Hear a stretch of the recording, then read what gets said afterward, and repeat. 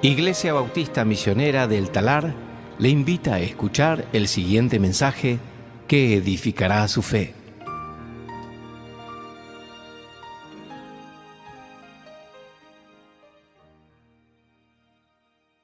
Vamos a tomar nuestras Biblias, vamos a abrir al libro de Esdras.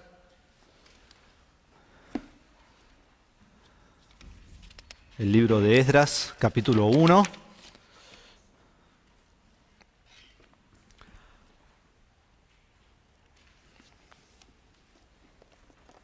Y ya marcalo ahí por los próximos 6 meses, ¿sí? Ahí vamos a estar en Esdras y Nehemías en estos meses. Como saben, siempre nos gusta predicar libros de la Biblia. Comenzamos en el primer versículo y terminamos en el último a través de los meses y años. Pero no hemos hecho eso hace rato, ¿no? Porque hemos tenido distintas series y distintas cosas que he estado predicando. Pero bueno, esto es lo que me encanta porque ahora ya sé lo que me toca hoy, sé lo que me toca la semana que viene, y vos también. Y podés leer y podés ver lo que vamos a estar estudiando. Y va a ser, yo creo, de tremenda bendición. Y en esta mañana lo que vamos a hacer es vamos a ver una introducción al libro, ¿sí? Y va a haber mucha historia y quiero que entiendan eso. Les voy a mostrar todo un cuadro y después se los voy a entregar al final de la reunión para que lo tengan a través de toda la serie. Y también es un mensaje que quizás vas a casa y lo escuchás de nuevo, porque va a haber mucha información y entonces quizás no captamos todo en el primer momento. Pero creo que, como hemos comenzado cantando, y saqué una foto para que lo tenga porque mi memoria no es buena, pero creo que uno de los coros que cantamos, creo que marca lo que vamos a ver hoy, lo que es el libro de Esdras y Nehemías. Dice así: oh aleluya al que es de reyes rey, aleluya solo a él, aleluya al Señor y Dios, gloria sea al gran yo soy. Dios es rey de reyes, Dios es sobre todas las cosas, Dios es soberano sobre todo, y eso es exactamente lo que vamos a estar viendo hoy. Se lo hubiera cantado, pero agradecen que se lo leí, ¿sí? Entonces vamos a comenzar en Esdras capítulo 1, versículo 1 al 4, dice así: en el primer año de Ciro, rey de Persia, para que se cumpliera la palabra del Señor por boca de Jeremías, el Señor movió el espíritu de Ciro, rey de Persia, y éste hizo proclamar por todo su reino, y también por escrito: así dice Ciro, rey de Persia: el Señor, el Dios de los cielos, me ha dado todos los reinos de la tierra, y Él me ha designado para que le edifique una casa en Jerusalén, que está en Judá.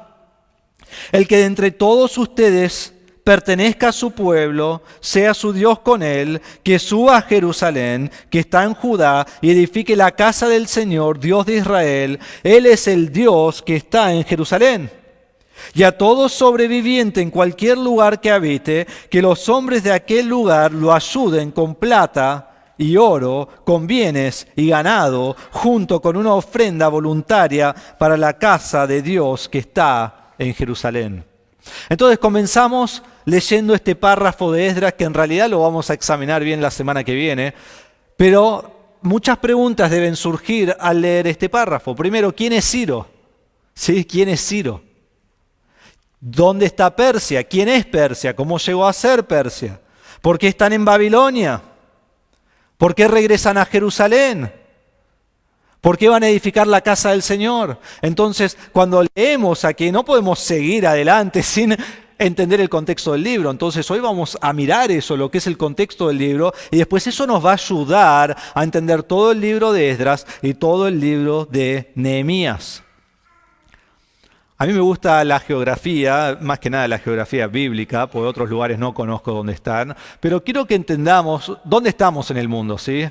Espero que todos sepan dónde estamos nosotros ahora en el mundo, ¿sí? Por las dudas les marco dónde estamos ahora, ahí en Buenos Aires. Estamos acá en el mundo, ¿sí? Y donde nosotros vamos a estar hablando por los próximos meses, y en realidad básicamente toda la Biblia, ¿no? Pero es especialmente esta zona de acá. Así que déjenme agrandarlo, ¿sí? Porque lo que nosotros vamos a ver del imperio de Persia es que incluye todos estos países, lo que hoy es Afganistán, Pakistán, Irán, Irak, Turquía, Siria, Líbano, Jordania, Israel y Egipto. ¿Sí? Entonces es toda esta zona de acá. ¿Bien? ¿Lo tienen? más o menos lo que nosotros vamos a estar mirando. Entonces debemos comenzar con un contexto histórico de lo que está sucediendo. Recuerden que José fue llevado a Egipto porque fue vendido por sus hermanos, algo que sus hermanos hicieron de maldad porque lo odiaban, se querían deshacer de él, estaban celosos de él, pero Dios usó eso para después llevar todo el pueblo a Egipto. Entonces lleva a Jacob, que es llamado Israel, a sus hijos, todos ellos van al sur, van a Egipto. Mira, nos ayuda el mapa, ¿no? Pues están en Israel y van al sur a Egipto.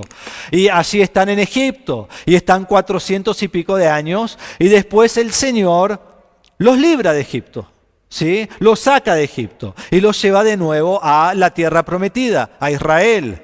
Y cuando el Señor los lleva a Israel, antes de que entren a la tierra prometida, tenemos el libro de Deuteronomio, y en ese libro Moisés habla al pueblo y dice, en capítulo 28, 1 al 14, hace un pacto con el pueblo de Israel y le dice, mientras ustedes me sirven, yo nunca los voy a abandonar. Ahora no voy a leer todo el capítulo, pero vamos a leer versículo 1 y 14. Dice, sucederá que si obedeces diligentemente al Señor tu Dios, cuidando de cumplir todos sus mandamientos, que yo te mando hoy, el Señor tu Dios te pondrá en alto sobre todas las naciones de la tierra.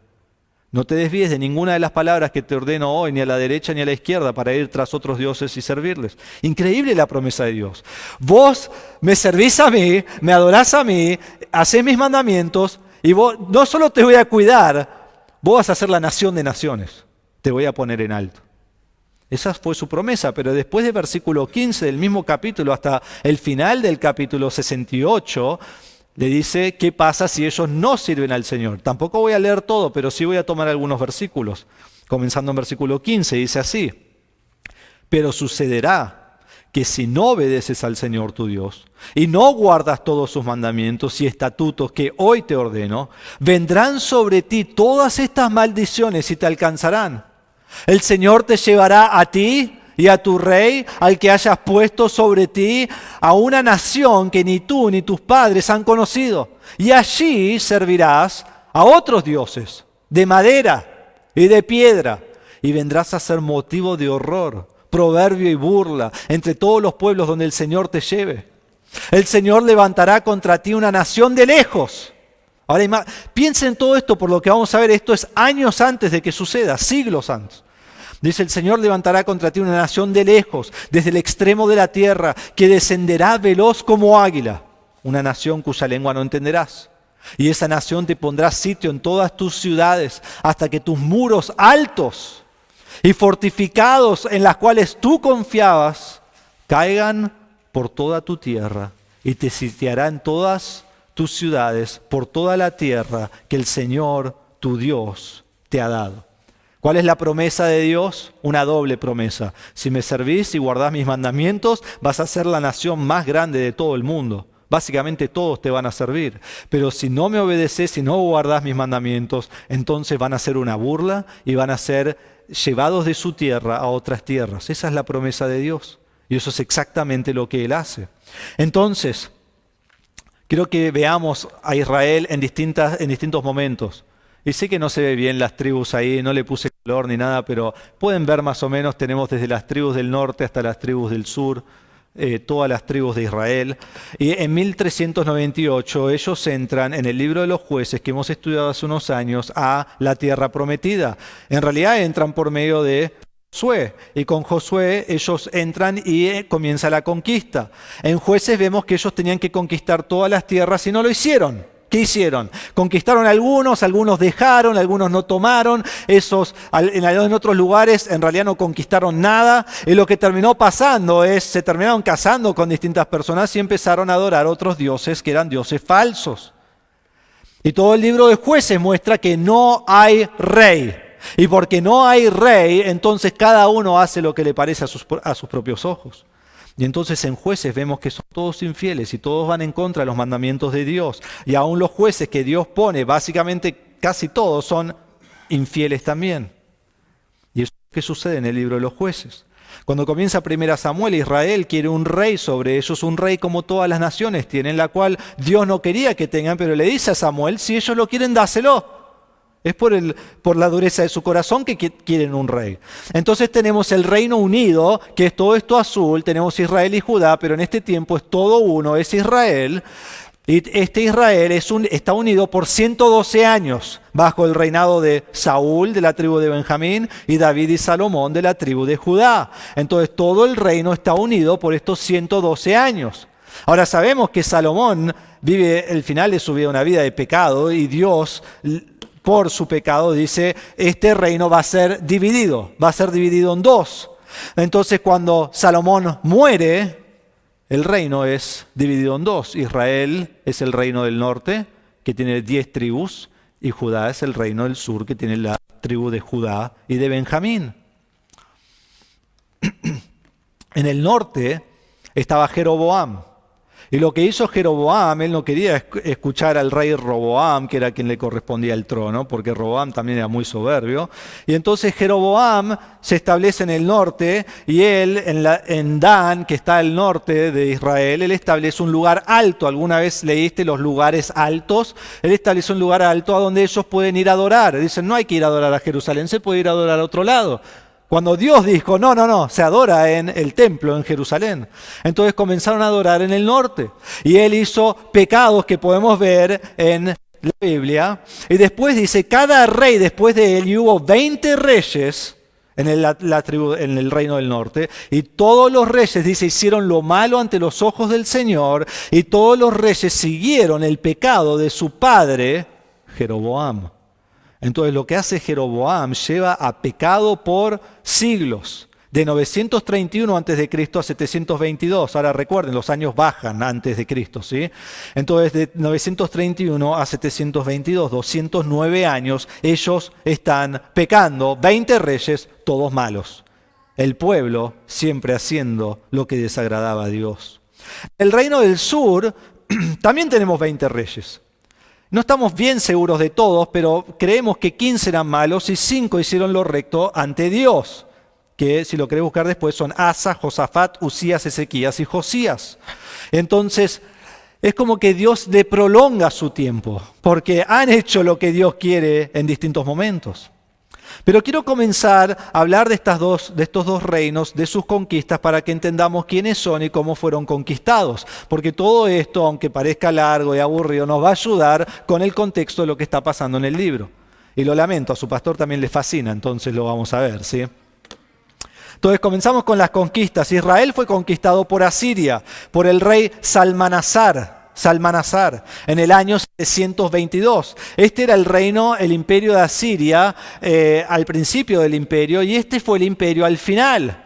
Ven cómo fue expandido, y en realidad aquí está Israel, y ellos tomaron a Israel del norte, no pudieron tomar a Judá, pero sí tomaron a Israel del norte. La pregunta es, ¿por qué el imperio de Asiria pudo tomar a Israel? Entonces se los quiero leer. En 2 Reyes 17 nos lo explica muy bien, y 2 Reyes 17, 7 al 12, muestra que ellos fueron tomados porque ellos pecaron contra Dios. Dice, esto sucedió porque los israelitas habían pecado contra el Señor su Dios, que los había sacado de la tierra de Egipto, debajo la mano de Faraón, rey de Egipto, y habían reverenciado a otros dioses. Y anduvieron en las costumbres de las naciones que el Señor había arrojado delante de los israelitas y en las costumbres de los reyes de Israel que ellos habían introducido.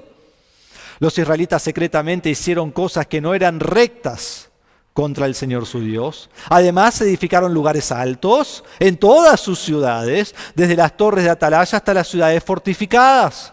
Se erigieron pilares sagrados y aceras, que son deidades femeninas. Sobre toda colina alta y bajo, todo árbol frondoso, quemaron incienso allí en todos los lugares altos, como las naciones que el Señor se había llevado al destierro delante de ellos. E hicieron cosas malas provocando al Señor y sirvieron a ídolos acerca de los cuales el Señor les había dicho, ustedes no harán esto. Entonces recuerdan, Dios le dijo, no hagan esto, y ellos lo hicieron, no les importó, no obedecieron a Dios, y es por esto que Dios los lleva a otra tierra. Pero antes de que los lleve a otra tierra, Dios les advierte, por años.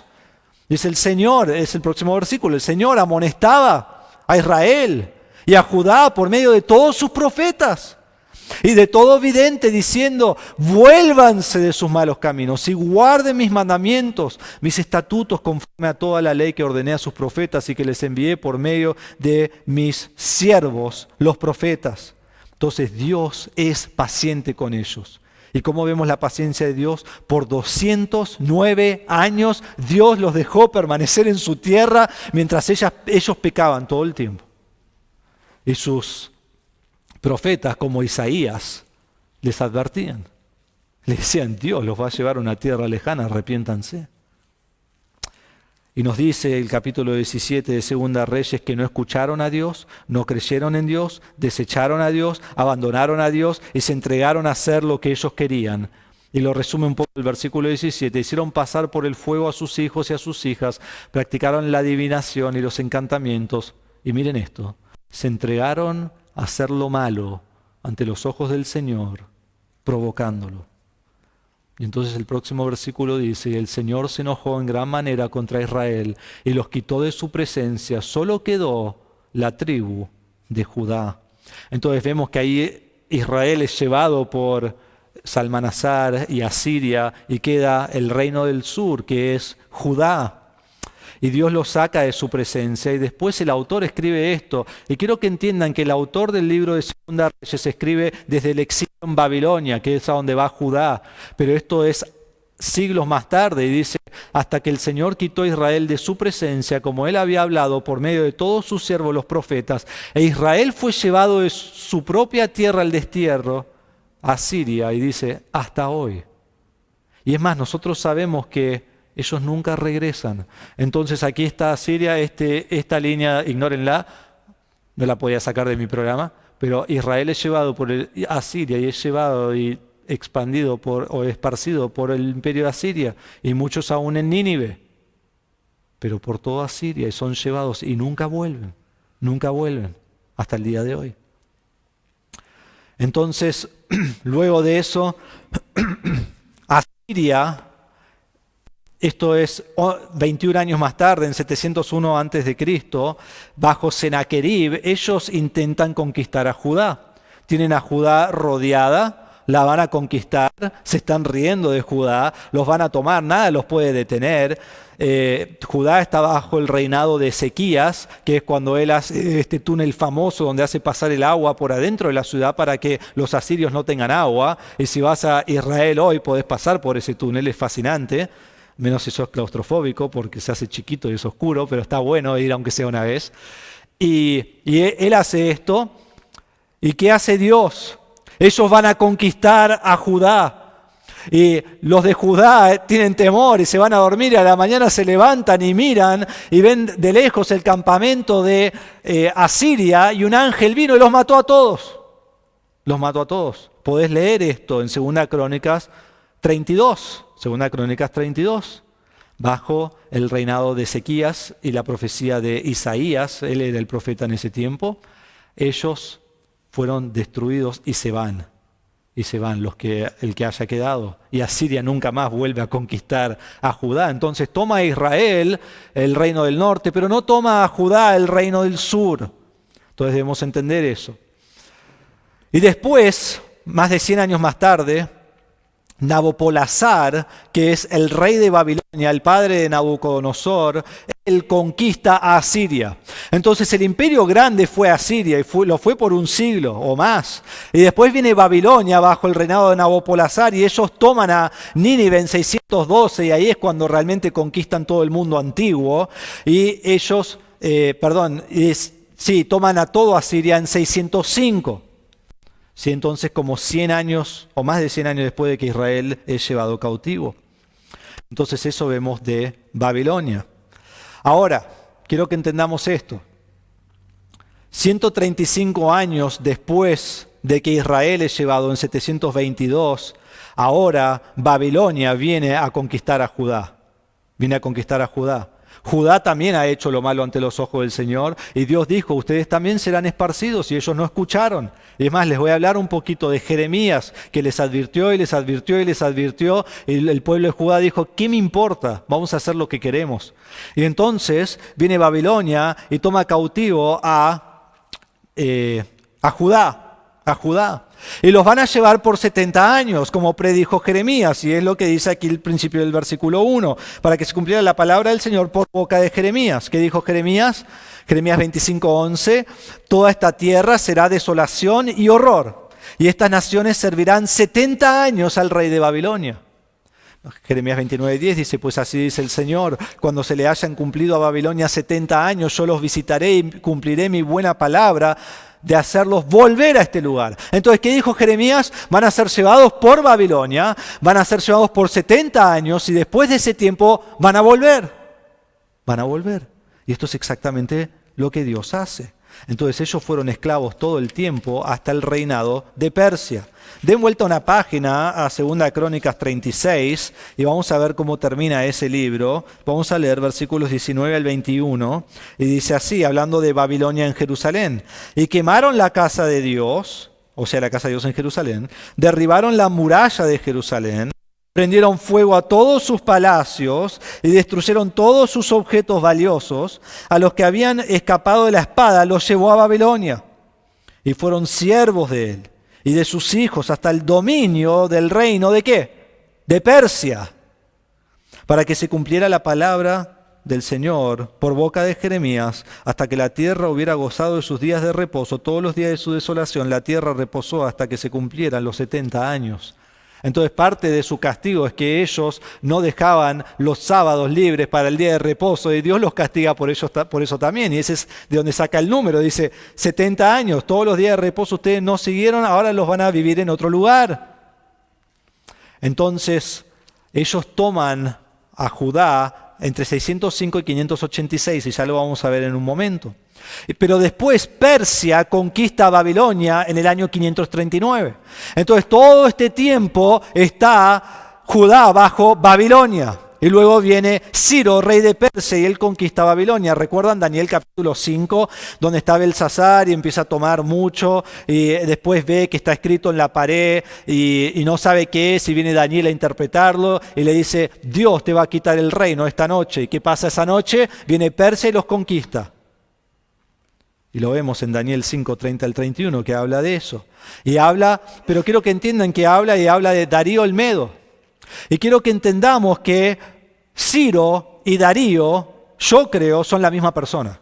Cuando vos estudiás la historia, Darío el Medo no existe, no lo mencionan en ningún momento, nunca. Pero Ciro sí. Y es lo más probable que Darío el Medo era su título honorífico.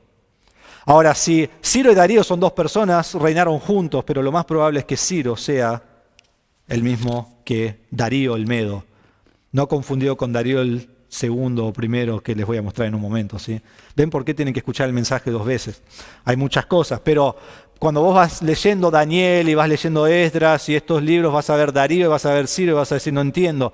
Darío el Medo y Ciro son la misma persona. Entonces el libro de Esdras comienza en el año 538. Y comienza con este decreto de Ciro de que los judíos regresen a Jerusalén. ¿Recuerdan? Han estado cautivos aquí, como Dios dijo, y ahora deben regresar. Ahora voy a explicar más de esto la semana que viene, pero es importante que entendamos esto. Y entender cómo Dios soberanamente obra a través de todo lo que está sucediendo. Babilonia fue el tipo de imperio que lo que ellos hacían es, ellos conquistaban todas las ciudades, destruían las ciudades, se llevaban los dioses de esas ciudades, se llevaban el oro, la plata, el bronce de esas ciudades, y los llevaban todo a Babilonia. Los que no mataban a espada, los llevaban a Babilonia y los hacían cautivos en su ciudad. Eso es lo que Babilonia hacía, eso es lo que Nabopolassar hacía, eso es lo que Nabucodonosor hacía. Conquistaban y se los llevaban. Eso es lo que casi todos los imperios hacían. Asiria también lo hizo. Y entonces Dios usa Babilonia para cumplir su promesa de que los llevaría a otra tierra.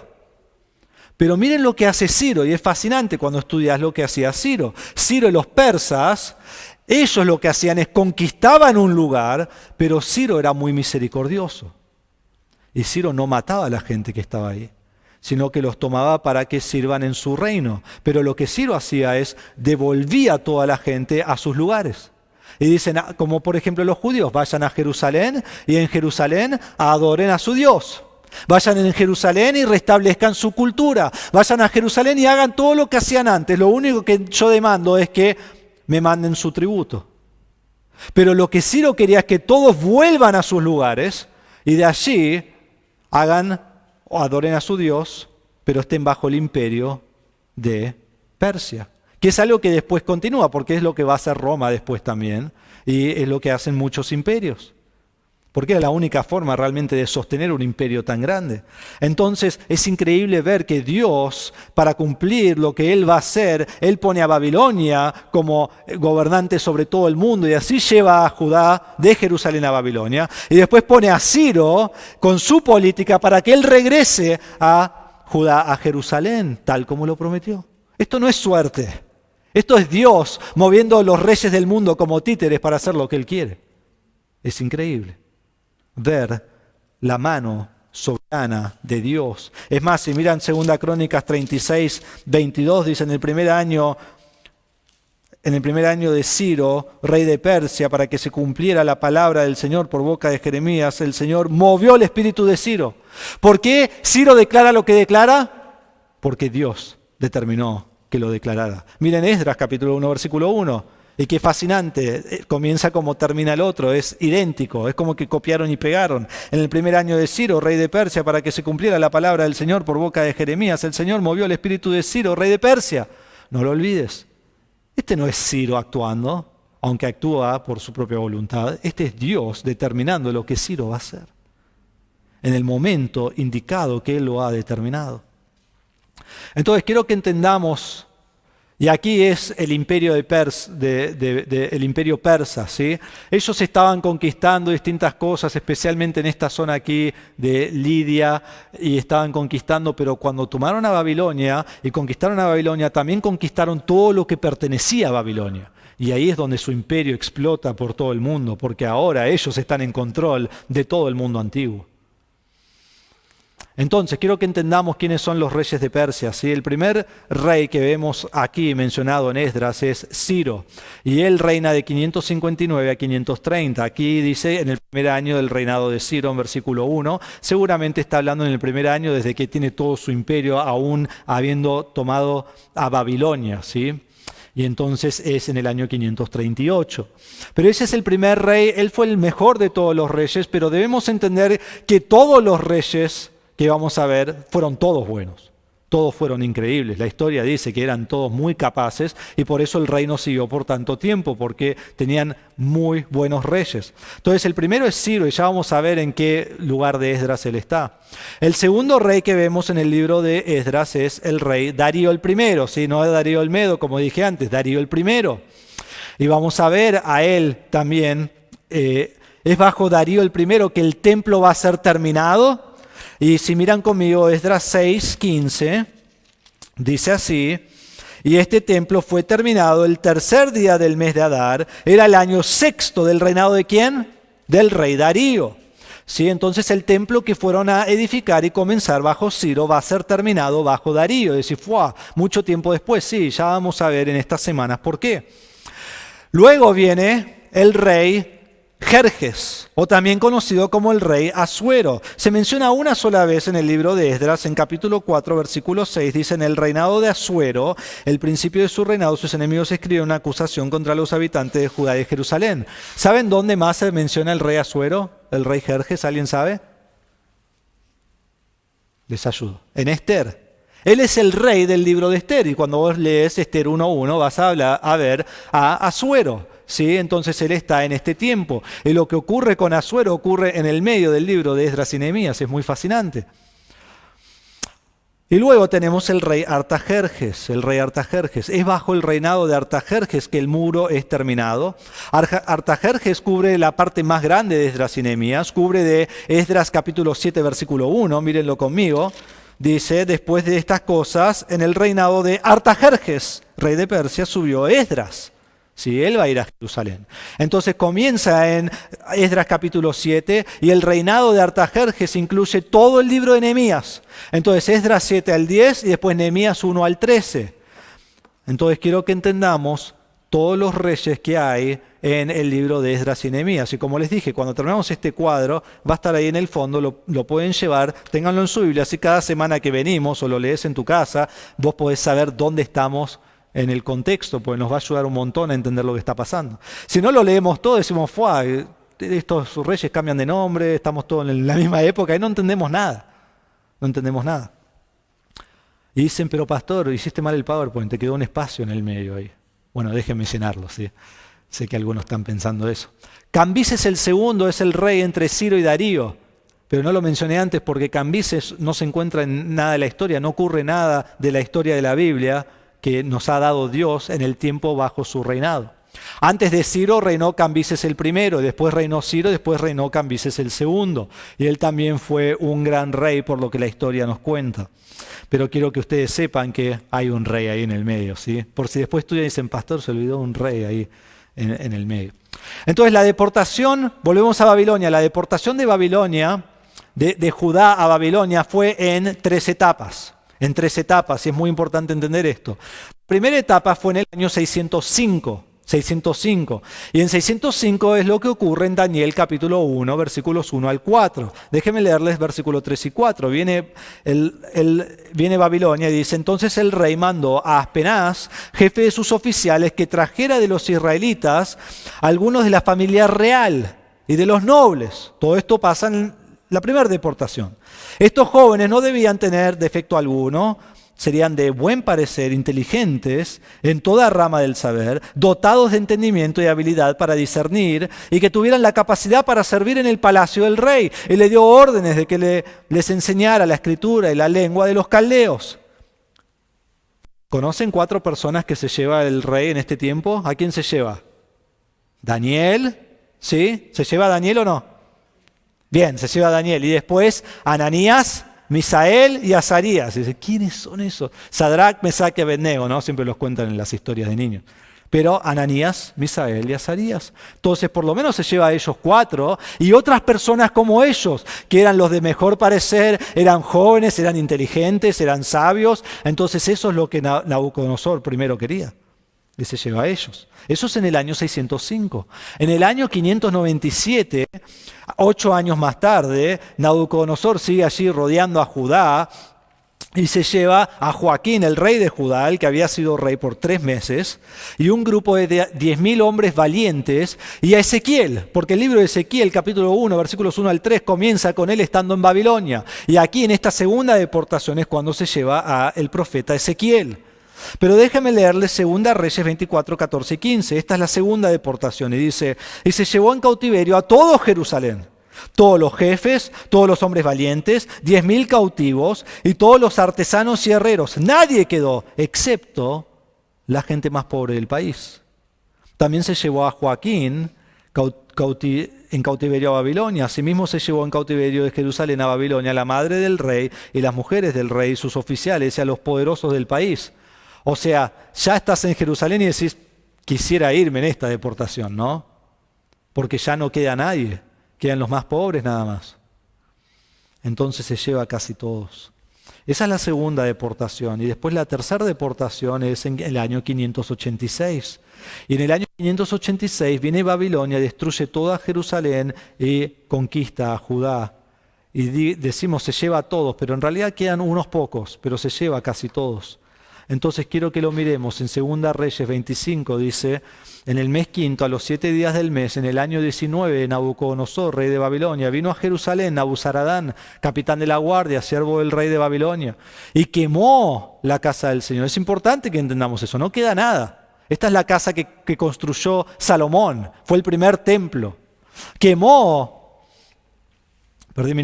la casa del Señor, la casa del rey, las casas de Jerusalén, prendió fuego a toda casa grande, todo el ejército de los caldeos que estaba con el capitán de la guardia, derribó las murallas alrededor de Jerusalén y al resto del pueblo que había quedado en la ciudad, a los desertores que se habían pasado al rey de Babilonia, y el resto de la multitud los llevó en cautiverio Nabuzaradán, capitán de la guardia. Ven ahí que quemaron todo, tiraron todo, no queda nada en la ciudad.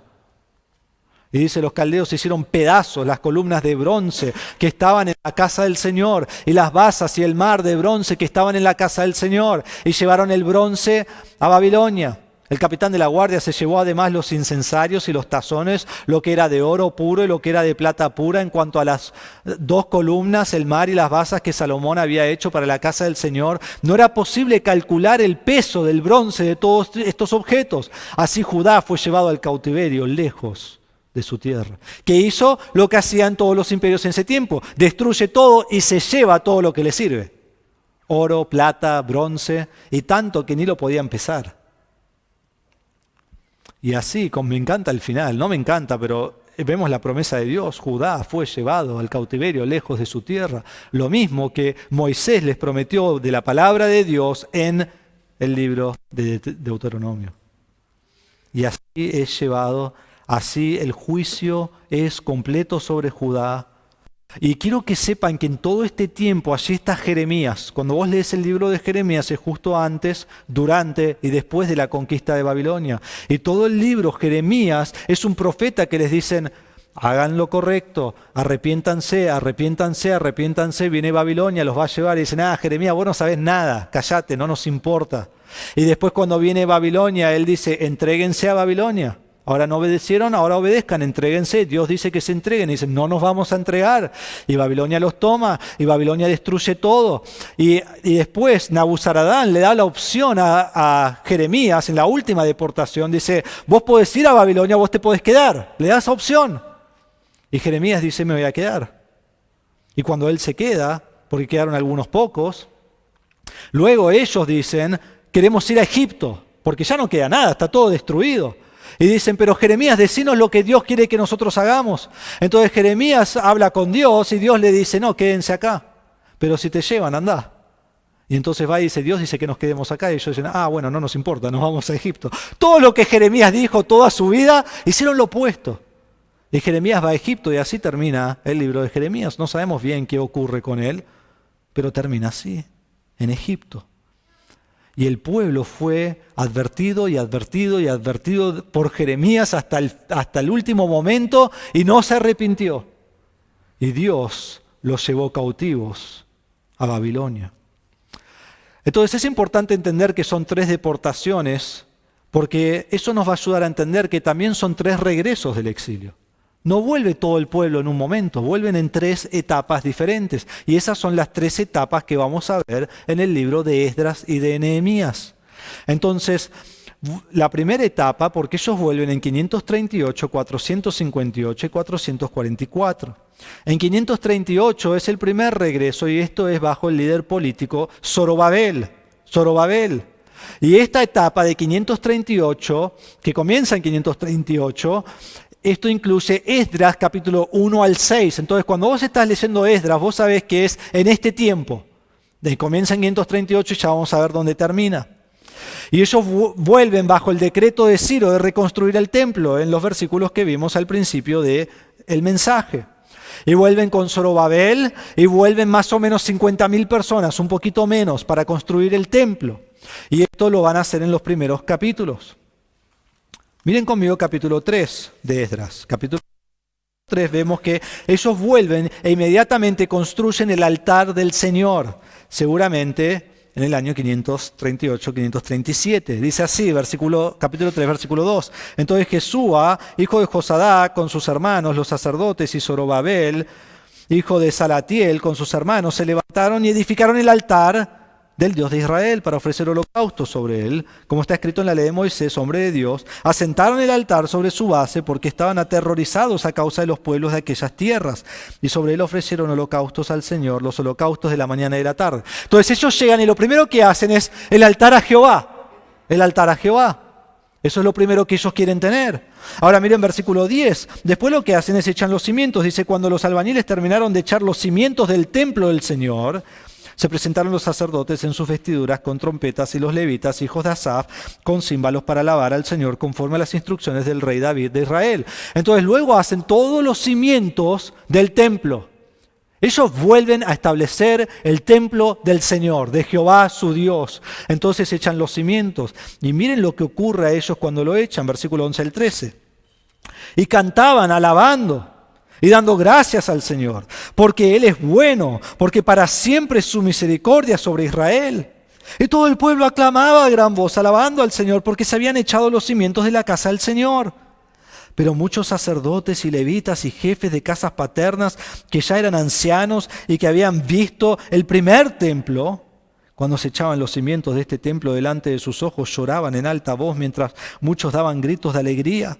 Así que el pueblo no podía distinguir entre el clamor de los gritos de alegría y el clamor del llanto del pueblo, porque el pueblo gritaba en voz alta y se oía el clamor desde lejos. Imagínense, ponen los cimientos y hay gente que quizás tenían 10, 15 años, ahora están con 70 y pico, 80 y pico, y ven los cimientos y se ponen a llorar. Y algunos gritan de alegría y gozo, otros con llanto y llorando, quizás tristeza de lo que ha pasado, quizás gozo de que han vuelto, pero hay todo un tumulto de casi 50.000 personas gritando y llorando al mismo tiempo, que no se podía distinguir. Pero fue increíble lo que pasó, gran emoción. Pero después en capítulo 4, versículo 5 nos dice que dejan de edificar, porque capítulo 4, versículo dice, tomaron a sueldo, vinieron enemigos, ¿no? Dice, tomaron a sueldo consejeros contra ellos para frustrar sus propósitos, todos los días de Ciro, rey de Persia, hasta el reinado de Darío, rey de Persia. Entonces no edificaron el resto del tiempo de Ciro, no edificaron bajo Cambises, sino que vuelven a edificar bajo Darío. Y miren versículo 24 del capítulo 4. Entonces cesó la obra en la casa de Dios que estaba en Jerusalén y quedó suspendida hasta el año segundo del reinado de Darío, rey de Persia. Dejan de construir. Dejan de construir. ¿Y cuándo van a volver a construir? Bueno, miren capítulo 5, versículo 1. Cuando los profetas Ageo y Zacarías, hijo de Ido, profetizaron a los judíos que estaban en Judá y en Jerusalén en el nombre de Dios de Israel que estaba sobre ellos, y paramos allí. Pero lo que vemos que ocurre ahora en capítulo 5 son los libros de Ageo y de Zacarías. Ageo y Zacarías. Y quiero que entiendan que los libros de Ageo y Zacarías te ayuda para cuando lo leas. Ageo, un libro cortito de 2 capítulos, Zacarías de 14 capítulos, ocurren en el año 520, entre que el pueblo fue a Jerusalén y que el pueblo terminó de edificar la casa de Dios. ¿Y qué ocurre en el libro de Ageo? El profeta habla al pueblo y dice, es hora de reedificar el templo. Se enfocan en sus casas, se enfocan en sus cosas, pero no se están enfocando en Dios. Y 2 meses más tarde tenemos el libro de Zacarías. Él comienza a hablar y profetiza. Y él dice, ustedes tienen que arrepentirse ante Dios. Porque claro, ¿qué hicieron? Dijeron, el rey Ciro o por medio de estos hombres en contra nuestro, dijeron, ya no podemos edificar. Y entonces por 16 años no hicieron nada. De 536 a 520 no hicieron nada. Y dijeron, no podemos. Y se enfocaron en sus casas, se enfocaron en lo que les gustaba y dejaron el templo de Dios. Y Ageo y Zacarías dicen, no. Hay que enfocarse en el templo de Dios. Y básicamente les dicen, a mí no me importa lo que el rey está... No es que se ponía en contra del rey, porque el rey dio el decreto de que podían edificar, pero no tengan miedo de sus enemigos, no sean indiferentes y comiencen a construir de nuevo la casa de Dios. Y eso es lo que les dice que haga. Entonces, versículo 2 de capítulo 5 dice, Zorobabel, hijo de Salatiel, y Jesúa, hijo de Josadac, se levantaron entonces y comenzaron a reedificar la casa de Dios en Jerusalén, y los profetas de Dios estaban con ellos apoyándolos. Entonces ellos dicen, basta, vamos a reedificar, y comienzan a reedificar la casa de Dios. Y nos dice que en capítulo 6, versículo 15... Pero había algo más que quería leer en versículo 11. Dice, y así nos respondieron, porque después vienen los enemigos y dicen, ¿qué están haciendo? Ustedes no pueden reedificar la casa de Dios. ¿Se acuerdan que se les frenó la obra? Y ahora la van a empezar solos. ¿Quiénes se creen que son? Y les dicen, así nos respondieron, porque mandan una carta ahora a el rey Darío, al rey Darío el primero. Dicen, así nos respondieron, somos los siervos del Dios del cielo y de la tierra y estamos reedificando el templo que fue construido hace muchos años, el cual un gran rey de Israel edificó y terminó. Entonces ellos escriben al rey Darío para decirle, no les dejes edificar, esta obra cesó, esta obra paró, no los dejes. Entonces, ¿qué hace el rey Darío? No lo vamos a leer todo, pero en capítulo 6 ya vamos a llegar. El rey Darío dice, miremos en lo que se ha escrito en la historia, un memorándum que dejó Ciro, a ver qué dijo. y lee exactamente lo que Ciro dice en capítulo 1, versículos 1 al 4, entonces dice, pueden reedificar. Y ustedes, enemigos, ayúdenlos. Increíble. Entonces capítulo 6, versículo 15 dice, y este templo fue terminado el tercer día del mes de Adar, era el año sexto del reino del rey Darío. Entonces vemos que regresan en 538, vemos que desde 536 a 520 dejan de edificar, se enfocan en sí mismos hasta que los profetas los llaman a arrepentimiento, Ageo y Zacarías, y luego construyen el templo y en el sexto año de Darío, en el año 516, el templo es terminado, el templo de Dios. Y dedicar el templo en la última parte, capítulo 6, que lo vamos a ver más adelante también. Ese es el primer regreso de Judá desde Jerusalén, desde Babilonia a Jerusalén. El segundo regreso ocurre mucho más adelante, el año 458. Debemos entender que entre capítulo 6, versículo 22 y capítulo 7, versículo 1, hay un intervalo de 57 años. Es muy importante entenderlo, porque nosotros vamos leyendo y pensamos que ocurre el otro día. No, pasan 57 años entre el final del capítulo 6 y el principio del capítulo 7. Y entonces en capítulo 7, ¿quién es el que viene? Bueno, versículo 1 dice Esdras. Finalmente aparece Esdras, ¿no? El que ha escrito el libro de Esdras aparece después de todos estos años. Y entonces Esdras regresa y le va a tardar 4 meses, tardaba más o menos 4 meses regresar. El primer regreso bajo Zorobabel, los eruditos creen que fue esta línea azul, bien al norte. Y después el segundo regreso desde aquí, que es Babilonia, fue de Esdras y fue por el sur. Y le hubiera tardado más o menos 4 meses ese regreso, que el autor lo muestra en el capítulo 8 de Esdras. Pero entonces él regresa en el año 458 y si hacen el cálculo son 80 años después del primer regreso. O sea, básicamente toda la gente que regresó está muerta. Está muerta.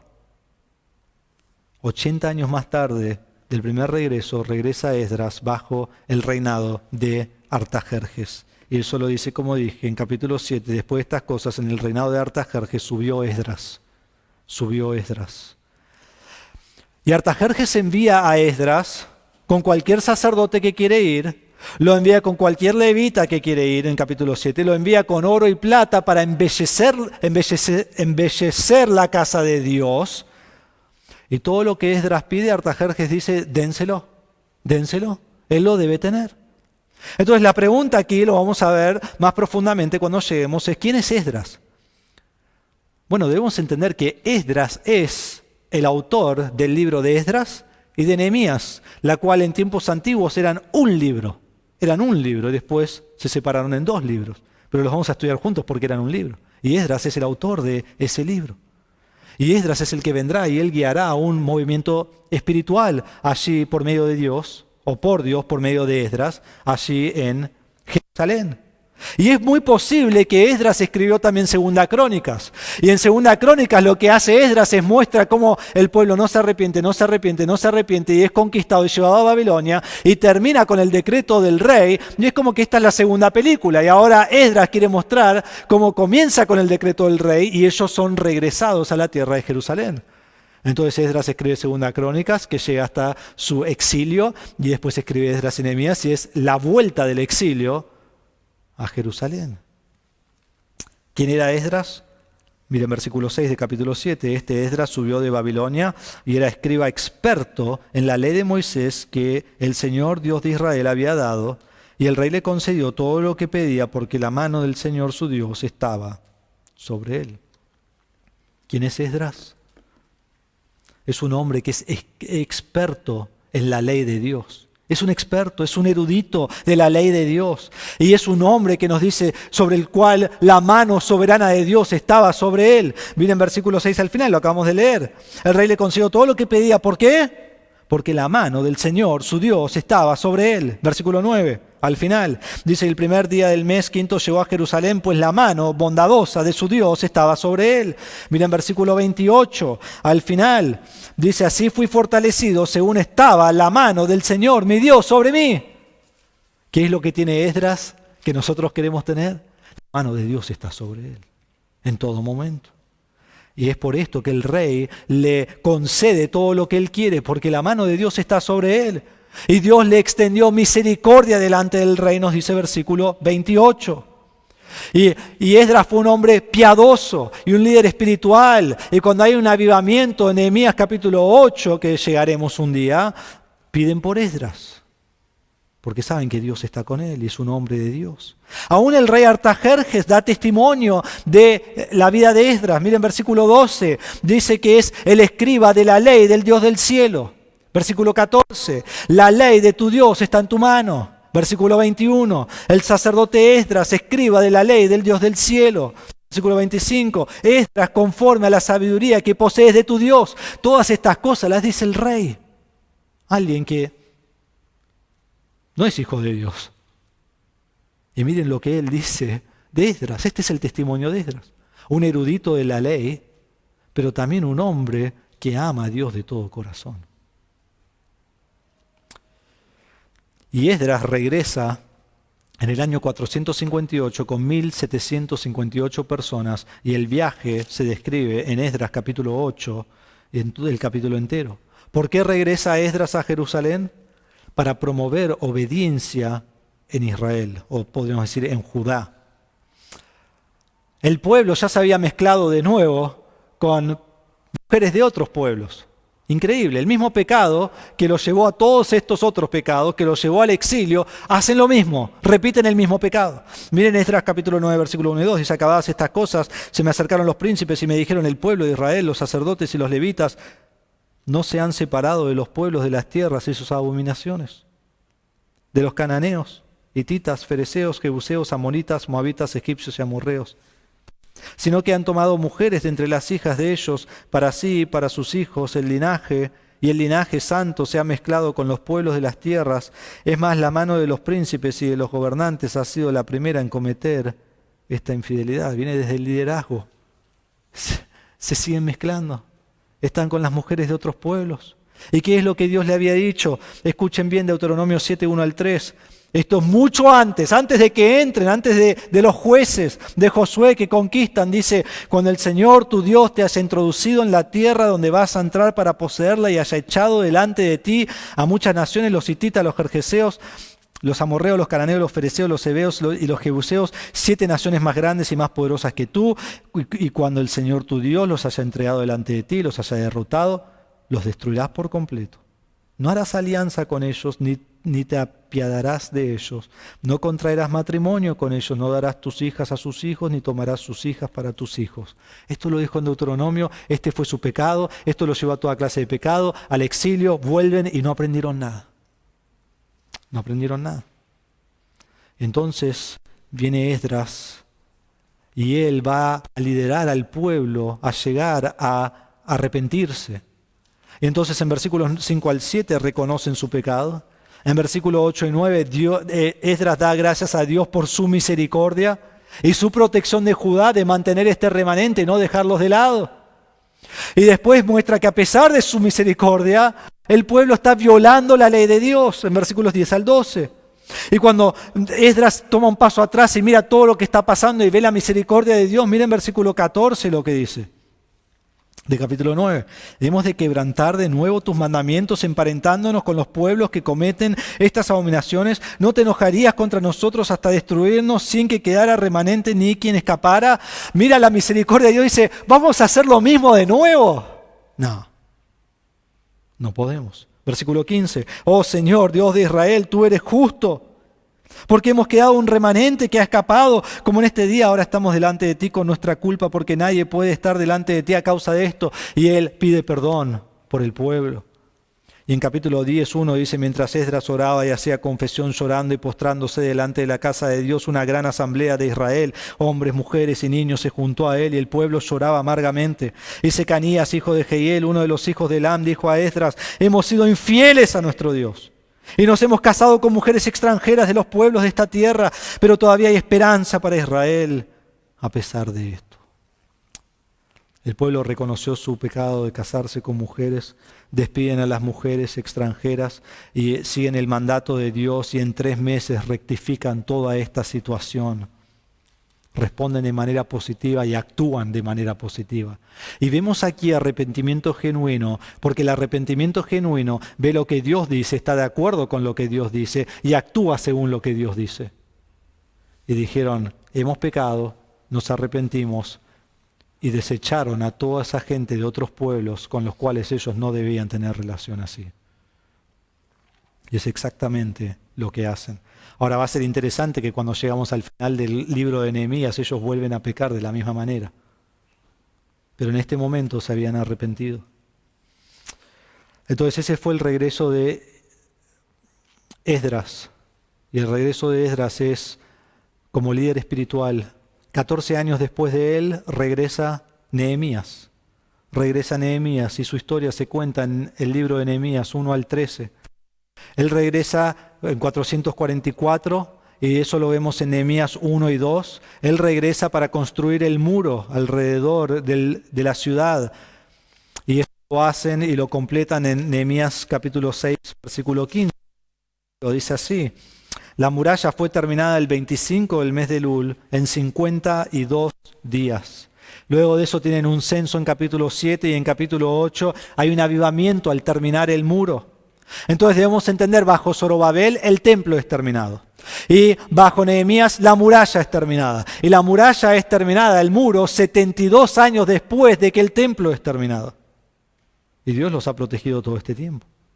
Y en capítulo 8, versículo 1, todos se juntan a adorar a Dios. Tienen todo el muro, tienen el templo terminado y ahora se junta toda la nación a adorar a Dios. Y había más o menos 30, 60 mil personas que se juntaron para adorar a Dios allí. Y hermanos, piden por un hombre que es Esdras y piden que haga una sola cosa, y eso es leer y enseñar la ley de Dios. Y esto produjo un gran avivamiento, porque la palabra de Dios produce un gran avivamiento. Y en capítulo 9, versículos 2 y 3, vemos que ellos confiesan sus pecados, vemos que ellos leen la ley de Dios, vemos que ellos están orando de acuerdo a la ley de Dios y están viviendo de acuerdo a la ley de Dios. Y en capítulo 10, miren lo que hacen en 29 y 30. Nehemías capítulo 10, versículos 29 y 30, se adhieren a sus parientes, sus nobles, y toman sobre sí un voto y un juramento de andar en la ley de Dios que fue dada por medio de Moisés, siervos de Dios, y de guardar y cumplir todos los mandamientos de Dios nuestro Señor y sus ordenanzas y sus estatutos. Y que no daremos nuestras hijas a los pueblos de la tierra, ni tomaremos sus hijas para nuestros hijos. Parece algo simple eso, ¿no? Pero ahora entendemos por qué era tan importante. Hermanos, hubo un avivamiento en Jerusalén. ¿Y qué produjo el avivamiento? Una sola cosa. Lo que produce todo avivamiento a través de la historia. La predicación de la palabra de Dios. La enseñanza de la palabra de Dios. Y cuando llegamos así lo vamos a ver, pero quiero que entiendan que humo en la iglesia no produce avivamiento. Luces no produce avivamiento. Música no produce avivamiento. Jugar con emociones no produce avivamiento. Y a través de la historia siempre se ha visto que avivamientos producidos, entre comillas, en esa manera, demuestran al pasar el tiempo que no hubo un avivamiento en absoluto. El único avivamiento verdadero es el que es producido por Dios, por medio de la palabra de Dios. Y por eso siempre debemos ser fieles a enseñar la palabra de Dios, porque eso produce avivamiento en mi propio corazón y eso produce avivamiento en la iglesia, en la congregación, en este momento, en el pueblo de Judá. Entonces volvemos a Esdras 1 y vamos a leer de nuevo Esdras 1, 1 al 4. Y quiero que pensemos en la soberanía de Dios en la historia de Judá, de Jerusalén, de Israel. Dice, en el primer año de Ciro, rey de Persia, para que se cumpliera la palabra del Señor por boca de Jeremías, el Señor movió el espíritu de Ciro, rey de Persia. Y éste hizo proclamar por todo su reino y también por escrito, así dice Ciro, rey de Persia, el Señor, el Dios de los cielos, me ha dado todos los reinos de la tierra, y Él me ha designado para que le edifique una casa en Jerusalén, que está en Judá, y el que de entre todos ustedes pertenezca a su pueblo, sea su Dios con él. Que suba a Jerusalén, que está en Judá, y edifique la casa del Señor Dios de Israel. Él es el Dios que está en Jerusalén, y a todo sobreviviente en cualquier lugar que habite, que los hombres de aquel lugar lo ayuden con plata y oro, con bienes y ganado, junto con una ofrenda voluntaria para la casa de Dios que está en Jerusalén. Vemos la soberanía de Dios sobre Judá.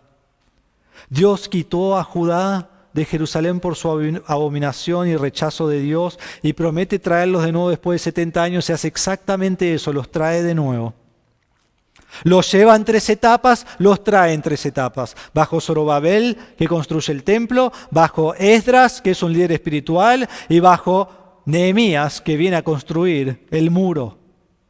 Y Dios guía cada etapa de la historia en su soberanía para traer un avivamiento y para mover todas las naciones del mundo para cumplir exactamente lo que prometió. Asiria no conquistó a Judá porque no fue el plan de Dios. Y luego Dios hace que Babilonia conquiste a Asiria, y luego Babilonia los lleve cautivos a su pueblo, y luego pone a Ciro que conquiste a Babilonia en el momento exacto para que Ciro promulgue un edicto para que vuelvan a Jerusalén. No es suerte, no es chance. Dios no dijo, menos mal que Ciro se metió en el momento justo porque ya estaba ahí transpirando. No, Dios movió cada parte de la historia en el momento perfecto. ¿Por qué? Porque Dios es soberano sobre imperios, sobre reyes, sobre dominios, sobre todas las cosas. Y entonces pensamos en estos hombres, eran los reyes más poderosos sobre la faz de la tierra. Hoy no tenemos nadie político a su altura, porque no entendemos un imperio en esa magnitud. No te metías con ellos. Y Dios los mueve, dice, decreta esto, sin ni siquiera decírselo, y Ciro, su espíritu es movido y dice, voy a decretar esto. Porque Dios es soberano y Él determina todas las cosas. Y hermanos, Dios guía cada aspecto de la historia humana, y Dios guía cada aspecto de tu vida según su soberana voluntad. Entonces, cuando miramos en Esdras y Nehemías, debemos entender de qué se trata, y se trata de esto, de la mano soberana de Dios que está obrando de acuerdo a su plan según su tiempo. Y lo que Él hace es, regresa a Judá y a Benjamín, a Jerusalén, tal como lo ha prometido. Entonces Dios es soberano sobre todo. Reyes, naciones, imperios, aún sobre su propio pueblo. Aún sobre Zorobabel, sobre Esdras, sobre Nehemías. Y Él cumple todas sus promesas, desde desecharlos a regresarlos.